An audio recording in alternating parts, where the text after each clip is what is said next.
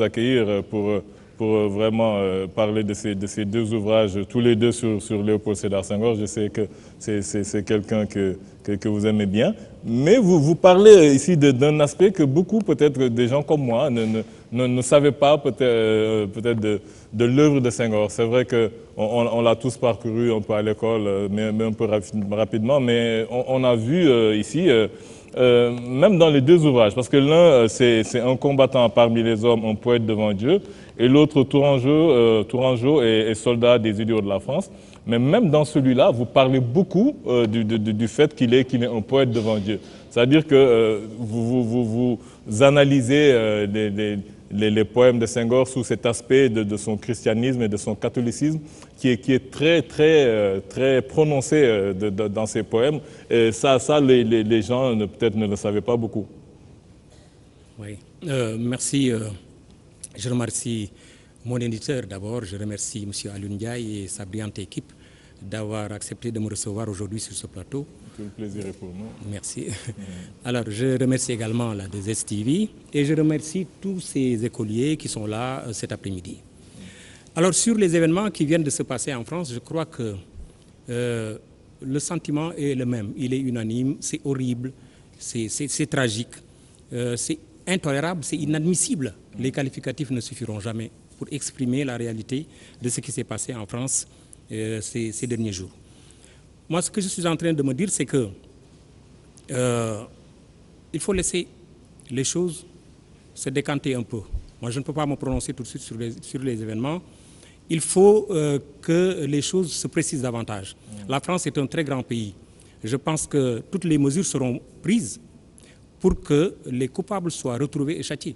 Mais il faut bien voir que la vérité n'est pas forcément dans la direction que l'on semble indiquer. Donc il faudra beaucoup faire attention, il faudra travailler en profondeur parce que c'est un problème extrêmement complexe. Voilà ce que je voulais dire à propos de ces événements qui se déroulent actuellement en France. Mais sur Senghor, que j'aime bien, vous l'avez dit, j'ai eu l'occasion d'aller à Tours pour des raisons de recherche doctorale. En réalité, je n'étais pas parti pour voir, pour aller sur les traces de Senghor, comme j'ai semblé le montrer dans ces deux ouvrages. J'ai voulu simplement profiter d'un séjour de recherche comme boursier du gouvernement français pour aller voir un peu de plus près un aspect de la vie de Senghor. Tout le monde connaît, nos écoliers le savent, les élèves le savent, qu'il y a un certain nombre de repères qu'on partage. Mais il y a énormément de choses que les gens ne semblent pas prendre en compte. Qu'est-ce qui s'est passé, par exemple, entre 1931, au moment où Senghor rencontre pour la première fois Damas? Qu'est-ce qui s'est passé en 1932 quand Senghor rencontre Césaire? Mais en 1933, Senghor est dans l'armée. À partir de 1933-34, bon, il s'agit, en tout cas en France, mais il va bientôt entrer sous les drapeaux. Ils ne sont plus en et contact. Il ne sortira à partir de 34-35 qu'en octobre 1935. J'ai voulu simplement montrer que, contrairement à ce qu'on peut penser, les protagonistes de cette aventure de la négritude n'étaient pas tout le temps ensemble. Tout à fait. On a l'impression que les informations sont compactes, on ne discerne pas ce qui s'est passé entre ces trois hommes, entre 1928, l'arrivée de Senghor en France, 1931, la rencontre avec Damas, et 1932, la rencontre avec Césaire. Et 1933, 34 surtout quand les trois publient un journal. Et ce journal va soulever énormément de problèmes en France, énormément de discussions. Nous reviendrons tout à l'heure sur tous ces aspects-là. Mais je crois pouvoir dire qu'aujourd'hui, nous avons le devoir de voir ce qui s'est passé dans la première décennie que Senghor a passé en France entre 1928 et 1932 ou combien 28, 40. Oui. Hein? Alors, il y a un peu moins de 15 ans quand même, une période pendant laquelle il se passe énormément de choses qui ne sont pas claires de notre point de vue. Moi, je suis allé sur les traces de Senghor, à Tours, dans des endroits qu'il a fréquentés, dans les lieux où il a enseigné et où il a donné des enseignements aux ouvriers. Il ne faut pas l'oublier, Senghor. Au lycée Il était au lycée Descartes à Tours, mais à cette même époque, il dispensait des enseignements à la Chambre de commerce de Tours, à des ouvriers français. Et Senghor expérimentait déjà des méthodes pédagogiques. Nous sommes en train de discuter aujourd'hui sur le bilinguisme. Senghor avait déjà son idée du bilinguisme. Et comment enseigner à la fois les langues du milieu et la langue française. Il a fait une conférence ici en 1937 à la Chambre de commerce à Dakar et une autre conférence la même année à Paris. Alors tout cela pour dire que Senghor était quelque part en avance aussi sur certaines choses. Tout à fait. On peut lui reprocher beaucoup de choses. Moi, je ne suis pas venu pour le défendre, je ne suis pas non plus venu pour enfoncer les portes ouvertes. Je dis simplement qu'il y a des choses qui méritent d'être connues aujourd'hui. Et parmi ces choses, comme je l'ai dit tout à l'heure, vous avez souligné son caractère humaniste, un combattant parmi les hommes, mais vous avez aussi souligné je veux dire, vous rappelez que c'est un ancien séminariste et c'est quelqu'un qui avait une vocation d'être prêtre et qui, à travers ses œuvres, revient beaucoup sur cet aspect. Oui, là, il faut peut-être faire attention à ce niveau-là.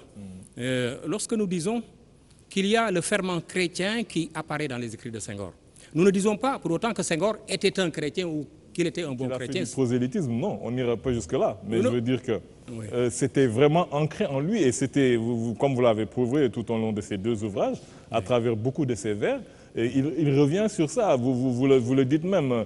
Il compare un peu la passion du Christ avec aussi ce qu'ont connu les Noirs à travers la traite négrière, qu'il demande toujours la rédemption pour la France, bien qu'il sache que ce soit le bourreau, qu'il revient toujours à cet aspect chrétien du pardon et tout. Vous l'avez bien démontré. Oui, vous ne voulez pas assumer cette partie Si, ce que j'ai voulu dire, c'est que je vous renvoie à Lucien Goldman, qui est le théoricien de la vision du monde chez Racine, par exemple. Racine a été élevé à Port-Royal. Et c'est Port-Royal qui a, si vous voulez, transformé sa façon de voir le monde. Ses représentations du monde. C'est exactement le même processus que je cherche à montrer ici. Il y a chez Senghor une propension à retrouver ces anciens réflexes de chrétiens. C'est tout à fait normal. Et même inconsciemment, il met dans ses œuvres. Est-ce que c'est inconscient? Vous parlez d'anciens réflexes. Est-ce que ce n'est pas, je veux dire, un homme de foi, en fait? Parce que tout ce qui ressort chez lui, c'est cette foi. À chaque fois qu'il en parle, comme vous le dites dans ses vers, il nous rappelle,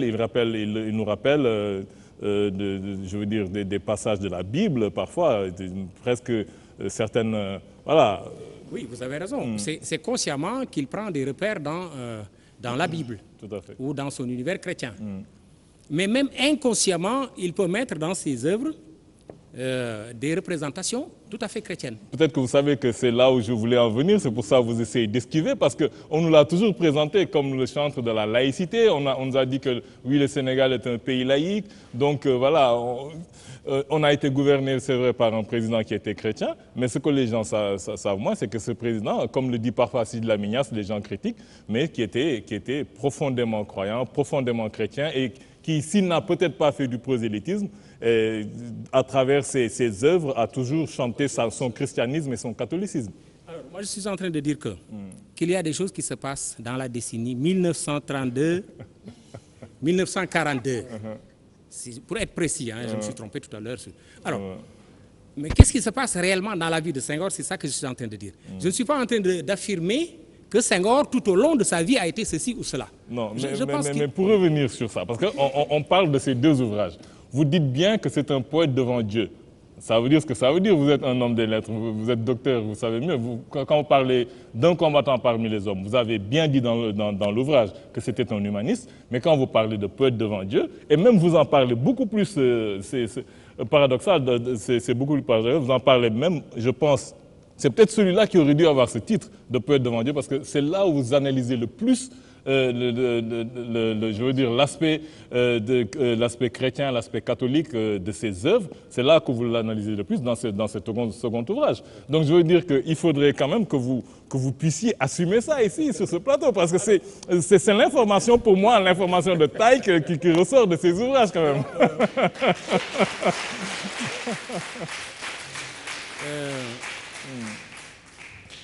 Je pense qu'il est peut-être important de revenir un peu en arrière sur certains éléments pour bien poser le débat.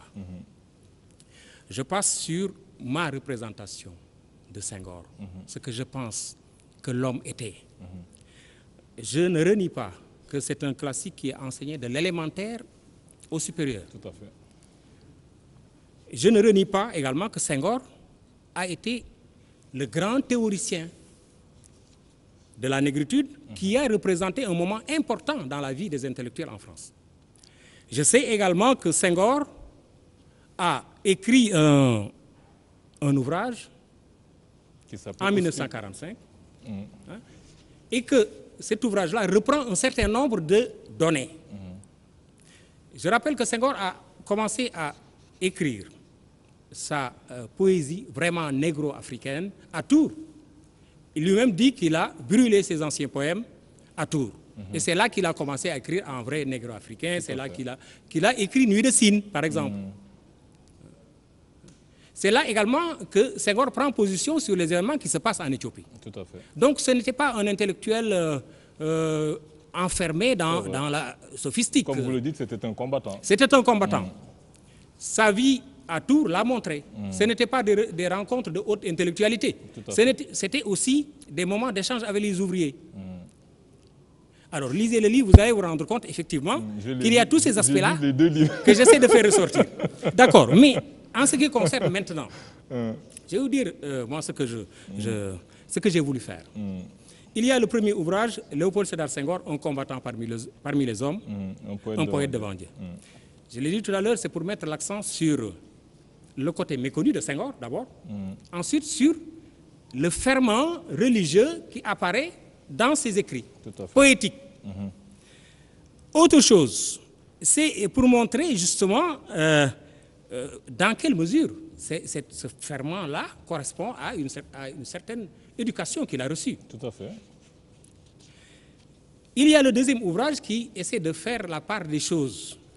Je n'ai pas tout écrit. Oui, vous l'avez écrit avec... J'ai mis un dossier... Avec Jacques Vivier. J'ai mis un dossier qui a été publié dans la presse le matin, dans les colonnes du matin de Dakar, en 2006. Alors, mais j'assume les propos de mon co-rédacteur, M. Vivier, qui a été un soldat comme Senghor pendant la Seconde Guerre mondiale, parce qu'il était dans les armées d'un général bien connu, de Lattre de Tassigny. Il fait partie de ce qu'on appelle les évadés de France. Ils ont quitté la France pour aller en Espagne, à pied. Donc c'est un monsieur extrêmement important qui a une passion de Senghor. Alors effectivement, j'assume cela. Et ensemble, nous assumons l'idée que Senghor était profondément chrétien. Tout à fait. Il était profondément chrétien. Parce que ça, vous l'affirmez dans le livre que vous avez écrit tout seul. Oui, déjà. Le titre lui-même le dit. Lui-même le dit. Parce que comme vous le dites, Senghor a réussi à faire cohabiter en lui ses deux vocations originelles de professeur et de prêtre. En fait, il n'a jamais été l'un sans l'autre. C'est en étant ceci qu'il est resté vraiment cela, gardant dans sa pratique poétique ses démarches d'enseignant. Oui. C'est vrai que, voilà, comme vous dites aussi que c'était un prêtre hors du temple. C'est un prêtre hors du temple, c'est une façon de montrer qu'il a vécu son christianisme. C'est vrai, parce que comme il le dit parfois dans certains de ses poèmes, il dit « Seigneur Jésus, à la fin de ce livre que je t'offre, comme un ciboire de souffrance », et plus loin aussi il dit « Seigneur, au pied de cette croix, et ce n'est plus toi, l'arbre de douleur, mais au-dessus de l'ancien du nouveau monde d'Afrique crucifié ». C'est-à-dire il a beaucoup fait le parallèle, comme j'ai dit tout à l'heure, entre la passion du Christ et vraiment les horreurs qu'ont subi l'Afrique avec la traite négrière et la colonisation. Et même au-delà, ce qui se passe, par exemple, il a montré que il y a des étapes importantes dans la vie du Christ. C'est sa naissance, sa souffrance, son apostolat, sa mort. Ce sont des moments cruciaux de la vie du Christ. Et il a montré aussi qu'en Afrique, aux États-Unis, comme partout ailleurs dans le monde, certaines personnes reproduisent le calvaire du Christ. Ils repassent les étapes de la vie du Christ jusqu'au mont Golgotha, jusqu'au crâne. Alors, c'est ça que Senghor a effectivement essayé de mettre en place dans sa poésie. Je vais laisser la parole à mes camarades, comme ça, qu'ils puissent aussi apprécier leur vision de ces ouvrages, qui sont très enrichissants. Sassoum. Alors, déjà, je trouve que vous avez une très belle plume, en fait. J'aime beaucoup j'aime beaucoup la manière que vous avez d'écrire. Après, tout en disant cela, j'ai trouvé, en fait, en lisant cet ouvrage, surtout celui-ci, en fait, un peu les deux, mais surtout celui-ci, j'avais un peu de... Je vois l'énoncé, mais en fait... Quand vous dites celui-ci, c'est Léopold Sédar Senghor, un combattant parmi les hommes, un poète devant Dieu. Un poète devant Dieu. Et en fait, ce que j'ai trouvé dans la lecture, c'est qu'il y avait plusieurs exemples et pas forcément une thèse, début, de démontrer, puis la conclusion. J'avais un peu l'impression d'avoir des photographies de pensée, très joliment écrites, mais qui n'étaient pas démontrées plutôt. Et vraiment juste des instants de pensée, comme si on avait un... C'est ce que dit un peu Liliane Kessolo dans sa préface. Oui, c'est vraiment ça. Et du coup, peut-être, c'était un peu plus difficile, si pour quelqu'un qui est de l'extérieur, de voir le fond de la pensée, réellement.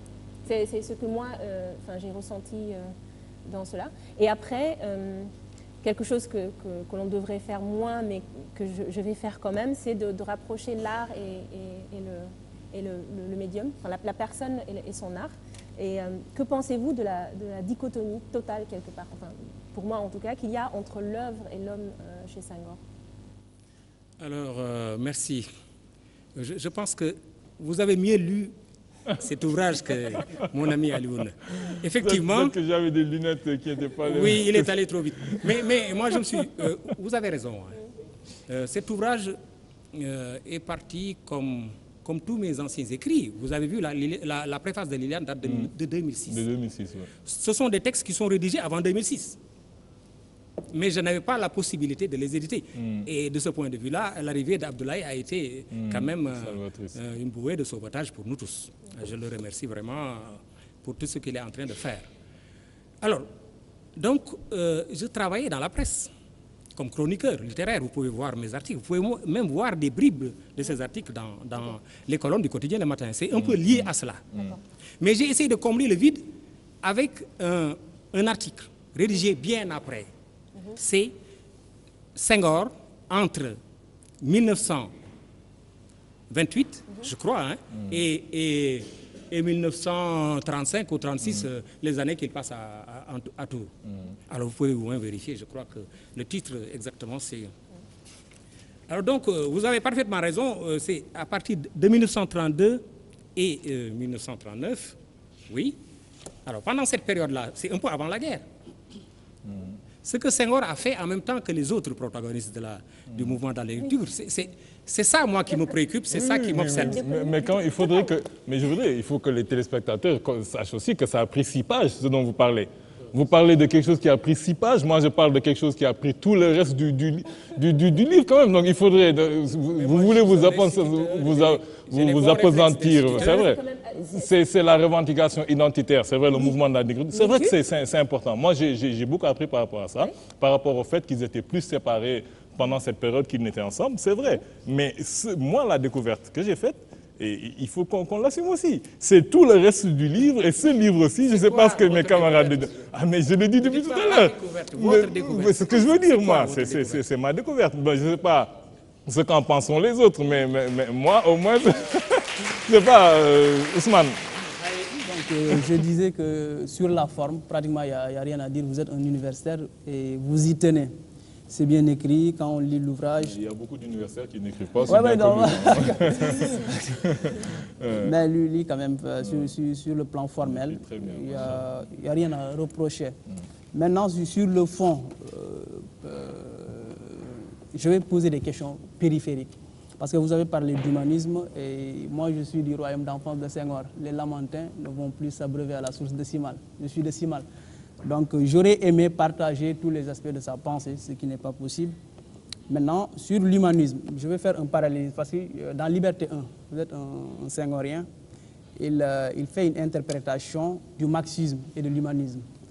Et je trouve que son interprétation chrétienne ou son influence chrétienne a poussé Senghor à forcer l'interprétation de la pensée de Marx. Et je me dis que sur cette interprétation-là, sur le texte de 1844 que Senghor dit, que ça résume l'éthique, la pensée humaniste de Marx, je me dis qu'il s'est trompé. Je ne sais pas ce que vous en pensez en tant que Senghorien. Oui.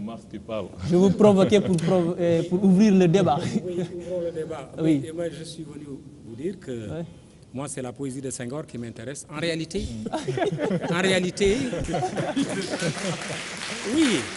Mais non, on ne peut pas prendre prétexte de la publication d'un ouvrage pour parler de tout. Il ne faut pas faire de l'amalgame. Ce n'est pas ça aussi. Mais laissez-moi terminer. Je suis en train de vous dire que moi, je suis un spécialiste de la littérature française du XXe siècle. Bon. Senghor, c'est ma passion. Je l'ai pratiqué comme jeune instituteur, puis comme professeur de lycée, et comme universitaire. Donc, tout à fait normal que j'ai une certaine sympathie pour cet homme, qui était un grand humaniste. Ce n'était pas un humanisme du sophisme, du discours creux et qui ne veut rien dire. Senghor a essayé de conformer son discours à ses attitudes. Il faut comprendre Senghor dans son époque. Si vous le sortez de son époque, vous ne le respecterez pas, vous ne le comprendrez pas. Alors, sur ce que vous dites à propos du marxisme, j'ai oublié mes classiques du marxisme, moi, depuis. Non, dans Liberté 1. Plus personne ne se réclame du marxisme, de ce marxisme-là, je crois. Dans Liberté 1, vous l'avez lu quand même, Liberté 1. Marxisme et humanisme. Vous l'avez lu? Ah, vous êtes Senghorien. Non. Vous avez pratiqué Senghor. Bien sûr. Oui, donc dites-moi votre pensée. Alors, Max, est-ce que sa théorie n'est pas le contre-pied du christianisme? Ah bon? Certains l'ont dit. Mais lui aussi, il a appartenu à une société. Ces structures mentales ont été forgées par un contexte, par des représentations, par des idéologies. Peut-être on ne s'est pas compris. Si vous avez lu Senghor, moi j'ai lu Senghor aussi, parce que moi je suis un spécialiste de Marx, mais quand même j'ai eu à visiter la pensée de Senghor pour le comprendre, parce qu'à l'époque, on avait pour habitude de nous balancer la fameuse formule « l'émotion est nègre, la raison est laine ». Moi je suis parti dans les textes pour comprendre la distinction qu'il fait entre raison œil et raison étreinte, pour comprendre que derrière les discours épidermiques, derrière les discours d'émotion, Senghor mettait en valeur l'homme noir. Parce qu'il a dit, nous sommes des homines sapientes, c'est-à-dire nous sommes des hommes de raison, mais la raison œil, c'est-à-dire la raison européenne, analyse et prend une distance par rapport à l'objet, alors que la raison africaine ou la raison étreinte tombe dans l'objet et le monde africain est animé par la notion de force vitale. Et je suis de Simal, je comprends ça. La force vitale anime notre environnement, notre esprit.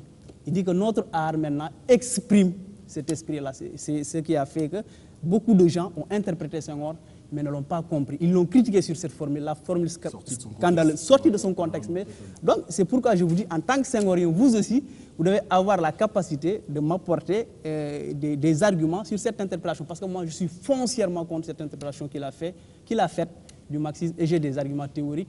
Et j'aimerais que vous m'apportez la réplique pour... Vous avez raison. Et Senghor a lu Marx bien avant vous. Il a lu en tant que militant communiste, il a lu, je l'ai dit, il a enseigné à la Bourse du Travail, et ce n'était pas pour... Le grand Althusser, par exemple. Il faut me laisser. Oui, allez-y. Bon, alors, je suis en train de dire que Senghor a pratiqué le marxisme. Je connais des Sénégalais, les meilleurs d'entre nous. Par exemple, je pense au défunt Sémou Pathé Gueye. Oui, c'était mon professeur. C'était un excellent philosophe, un vrai philosophe, que Dieu lui réserve son paradis. Alors, Sémou Pathé Gueye, c'était un homme qui a combattu Senghor à l'époque, sur le terrain de la pratique et dans l'expression des idées. Mais vers la fin de sa vie, vous avez vu qu'il a eu des positions plus mitigées vis-à-vis de Senghor. Donc, on ne comprend pas beaucoup Senghor. Je l'ai dit au doyen Cheikh Hamidou Kane, je lui ai dit, je vais écrire un article provocateur et je vais l'intituler « Lire enfin l'aventure ambiguë ». je me rends compte que les gens lisent les commentaires des commentateurs de leurs commentateurs. Commentaires des commentaires. Et ainsi de suite. C'est comme ça que nous fonctionnons au Sénégal et en Afrique. On ne lit jamais rien en profondeur. On parle de commentaires de commentateurs. C'est ça qu'il faut peut-être éviter. Moi, je le dis à l'intention de tous ces écoliers qui sont là aujourd'hui. Moi, quand je suis venu ici, j'avais une intention particulière pour eux. Je veux les inciter à travailler. Comme l'a fait Gondiaï tout à l'heure. Il a parlé de la science et du temps. J'ai pensé le temps de la science ou le temps de l'acquisition de la science. Il faut que nos enfants aient ce réflexe d'aller vers le savoir. C'est une conquête, le savoir. Ce n'est pas donné. Moi, je suis dans l'enseignement depuis 40 ans, excusez-moi de le dire comme ça à la télé. Bon. Vous faites pas votre âge. Oui, on le dit. Mais je suis en train de dire que tout est question d'effort. Je ne vous dirai pas que mes thèses ont été financées par qui que ce soit. J'ai reçu des subsides après. Mais j'ai mis mon argent. Je suis allé faire une thèse à Montpellier, en sciences du langage. C'est mon argent. C'est mon billet d'avion. Bon, il faudra couper ça après, mais il faut que je vous le dise. Ça, c'est pour que nos gamins, que nos écoliers sachent que c'est une question d'effort personnel et de volonté. C'est cela. Alors, c'est cela qui m'a conduit également à rédiger cet ouvrage à leur intention. C'est pour vous. C'est pour vous. Un homme de ma génération, un homme de mon âge. Alors, je vais terminer. On va lâcher du lest. Je vais terminer. Un homme de mon âge et de mon expérience ne peut pas quitter les classes comme cela, quitter le secteur éducatif sans laisser un viatique aux jeunes générations et à mes jeunes collègues qui n'auront pas l'occasion de faire ce que j'ai fait. Peut-être de voyager parce que ça devient de plus en plus difficile et de dépenser leur propre argent dans cette aventure. Donc moi, c'est cela ma préoccupation essentielle. Oui, bon, une petite... j'ai beaucoup d'affection et d'estime pour lui. Ou bien je laisse Kémy dire un mot, après on revient vers toi. Ou bien c'est... C'est vrai que de toute façon, ça te permet de rebondir après. Juste, tu voulais boucler. Oui, boucler avec lui. Ne bouclez pas encore parce qu'on Parce que justement, on en a... C'était pour lui dire, c'est vrai. Senghor, à un certain moment, il a même permis de débloquer la pensée de Marx pour les Africains. Parce qu'on a aussi il faut le dire. Un dossier très important à aborder. Oui, vous l'avez dit, par avec exemple, pour le professeur Sémou Pategui. Eux, les Mamoussé Diagne, les professeurs Sémou Pategui, avaient critiqué Senghor à l'époque. Mais à la fin de sa vie, par exemple, Sémou a publié un article intitulé « Senghor ou ce que je n'en pense plus ». C'est-à-dire qu'il est revenu sur ses positions pour voir que Senghor lui a permis de comprendre certains pans de la pensée de Marx dans son texte, une relecture africaine de Marx. Mais il est resté fidèle à sa position dans Liberté 1. Ce n'est pas que je critique, mais pour moi, le mérite, ce n'est pas de déifier Senghor, parce que c'est un grand homme, tout ça, mais aussi, il faut essayer de trouver les limites d'une pensée pour pouvoir progresser. Il a tout fait. Et vous l'avez souligné tout à l'heure, la civilisation de l'universel, c'est extraordinaire. Je crois que c'est quelque chose même qu'on doit actuellement réactualiser. Parce qu'au lieu de parler de la civilisation de l'universel, on est en train actuellement de nous imposer une civilisation universelle.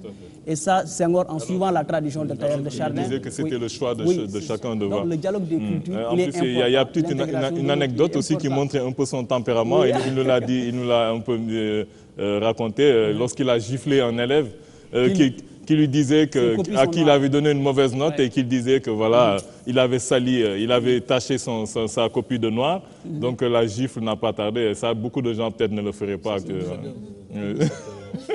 Kémy, ça va? On termine rapidement. Monsieur Thioul, grand frère, notre aîné, je tenais à vous rendre, entre guillemets, rendre justice. Rendre justice voudrait dire qu'elle vous a été volée. Personne ne vous a volé la justice, donc, mais vous rendre hommage pour cet ouvrage court, très synthétique, beaucoup plus celui-là que celui-là d'ailleurs. C'est très subjectif. Par rapport à un simple fait que n'importe quel panafricaniste et amoureux de la négritude se doit de reconnaître. Lorsqu'on parle de la négritude, on a toujours en tête, et souvent dans la diaspora en tout cas, et surtout dans la nouvelle génération, mais aussi sur le continent, dans les cercles panafricanistes, Césaire, Damas est considéré comme le rebelle. Non, je sais pourquoi. Damas est considéré comme le rebelle. À titre personnel, c'est mon préféré. On pourrait en débattre longuement. Vraiment. Césaire est considéré comme celui du juste milieu par beaucoup de gens. Je ne dis pas que c'est la réalité. Et Senghor est souvent, comme l'a très justement précisé le frère, et comme vous le dites depuis des années, est considéré parfois à tort, parce qu'on sort des phrases de leur contexte comme l'amoureux transi d'autrui, l'amoureux transi des autres, et parfois même au détriment de lui-même ou de nous-mêmes. Et je ne vais pas vous mentir, professeur, que je fais partie, moi-même, je me confesse devant mon aîné, de ceux qui ont, à bon nombre de reprises, violemment critiqué Léopold Sédar Senghor, y compris dans mes ouvrages, partant du principe que, en effet, on avait l'impression que c'était quelqu'un qui, je prends des clichés gratuits, hein, ne retombez pas dessus, vous allez comprendre où est-ce que je veux en venir. On chante les louanges de la femme noire, mais on va chercher la femme blanche. Il a d'abord eu une épouse noire. Voilà. Comment? Il a d'abord eu une épouse noire. Oui, mais il l'a quitté. Bref. Fierté de soi en tant que telle, mais dans les clichés, pour ceux qui ne fouillent pas en profondeur, les gens pensaient, les gens trouvaient, probablement à tort, que c'était quelqu'un qui était beaucoup plus dans l'hellénitude que dans la négritude. Vous permettez de nous rappeler un principe fondamental qui est qu'on ne peut comprendre un homme ou l'œuvre d'un homme qu'en comprenant sa vie, qu'en comprenant ses actes, qu'en comprenant son rapport à autrui. Peut-être pas au quotidien, on ne peut pas compiler en quelque part en environ 60 pages, 65 pages, la densité de toute une vie. Mais vous avez eu cette force de nous rappeler un principe, même si peut-être on fait des circonvolutions autour du sujet, lorsqu'on parle du christianisme, l'importance du pardon christique, l'importance de cette notion de rédemption que les panafricanistes pouvaient critiquer sur Senghor lorsqu'on le décontextualisait, lorsqu'on le remet dans le contexte de la dimension chrétienne, on comprend beaucoup plus la démarche qui est la sienne dans son rapport à l'autre. Ça ne rend pas pour autant Senghor parfait dans la vision fondamentaliste que la nouvelle génération et les nouveaux enfants de la négritude voudraient voir, voudraient présenter, mais vous nous donnez une profondeur analytique sur ce point et on vous remercie profondément de cela. Le seul point sur lequel quand même j'ai envie de vous poser la question, professeur, et là, si vous le permettez, parce que j'ai chanté les louanges et je demande à tout le monde d'acheter le livre, hein, achetez-le si vous le pouvez. Les deux. Oui, bon. Les deux. Celui-là, mais aussi celui-là si vous voulez, mais celui-là surtout. Mais ne pensez-vous pas, professeur, que malgré cela, Senghor a, dans sa démarche intellectuelle, et c'est une question que je vous pose et j'attends votre réflexion dessus, donné beaucoup d'énergie, beaucoup plus d'énergie pour tenter de rapprocher les différents mondes, les différentes populations, les différentes visions humaines, qu'il n'a cherché à rassembler ou à consolider et creuser l'identité des siens. Est-ce que vous voyez ce que je veux dire et qu'est-ce que vous pensez de cette réflexion-là? Oui, je pense que c'est un peu... Le dire comme cela, moi, ça me pose problème. C'est peut-être provocateur, hein, je crois. Mais Senghor a essayé d'être lui-même en relation avec les autres. Ça, au moins, c'est constant. Même dans sa poésie, vous voyez, à chaque fois qu'il parle du christianisme, il y a à côté des éléments qui renvoient au paganisme, par exemple, ou à l'islam. Le croissant est là, à côté de la croix.